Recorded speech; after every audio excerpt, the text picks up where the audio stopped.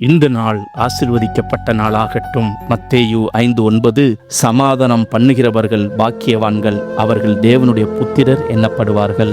எந்த ஒரு மனிதனும் இந்த பூமியிலே சமாதானமான வாழ்க்கை வாழ வேண்டும் என்று விரும்பி செயலாற்றுகின்றான். ஒவ்வொருவரும் தங்கள் அறிவுக்கு எட்டிய பிரகாரமாகவே முயற்சி செய்கின்றார்கள். அது எப்படியெனில், சிலர் பொருள் பெருகினால் சமாதானமாக வாழ முடியும் எனவும், நன்றாக கற்றால் அந்நிலையை அடையலாம் எனவும், ஒரு சாரார் நல்ல துணை கிடைத்தால் சமாதானமாக வாழலாம் எனவும், வேறு சிலர் துறவரம் சென்றால் சமாதானத்தை அடையலாம் என்றும் பற்பல ரீதிகளிலே செயல்படுகின்றார்கள். ஆனாலும் வேலைத்தலங்களிலும் குடும்பங்களிலும் சபை ஐக்கியங்களிலும் குழப்பங்கள் ஏற்பட்டு விடுகின்றது. இதனால் சமாதானமற்ற நிலைமை அவ்வப்போது ஏற்பட்டு சில வேளைகளில் அவை வருடக்கணக்காக நீடித்து பிரிவினைகளையும் உண்டு பண்ணிவிடுகின்றது. பலவிதமான மனிதர்கள் இவ்வைக்கியங்களிலே இருக்கின்றார்கள். சிலர் எப்போதும் சமாதானத்தையே மனதார நாடி தேடி அதற்காக தங்களை தேவ சமூகத்திலே தாழ்த்தி பிரயாசப்படுகின்றார்கள். இவர்கள் தேவனை சார்ந்தவர்கள். சிலர் எப்போதும் பிரச்சனைகளை ஆரம்பித்து விடுபவர்களாகவும் இருக்கும் பிரச்சனைகளை பெரிதுபடுத்துகின்றவர்களாகவும், வேறு சிலர் எப்போதும் தாங்கள் தாக்கப்படுகின்றவர்கள் என்று